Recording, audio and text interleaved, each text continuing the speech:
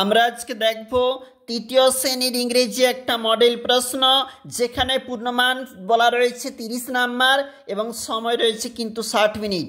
দেখো, let's underline the correct answer, যেখানে বলা রয়েছে 5 into 1 অর্থাৎ 5 নাম্বার রয়েছে যে প্রশ্নগুলি রয়েছে এর উত্তরের জন্য।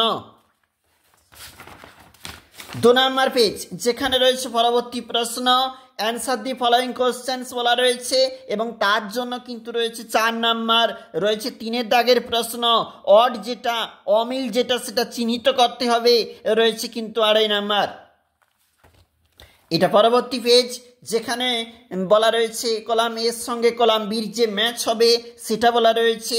5-এর দাগের প্রশ্নপত্র, যেখানে ফিল ইন দ্য ব্ল্যাঙ্কস বলা রয়েছে, হেল্প বক্সে ওয়ার্ড রয়েছে, শব্দ চয়ন করে তোমাকে এখানে ফিল আপ করতে হবে, খাতাতে অবশ্যই তুলে নাও, এর জন্য 2.5 নাম্বার।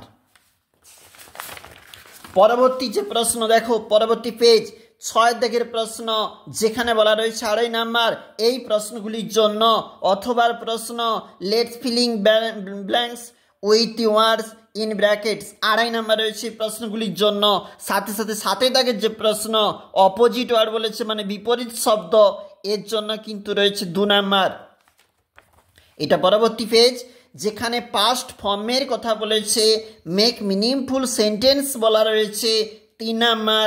এছাড়াও প্রশ্ন দেখবে use words from the help box and right sentence about fish, fish দিয়ে বলা রয়েছে, তোমরা কিন্তু অবশ্যই দেখবে, এর জন্য 4 নাম্বার।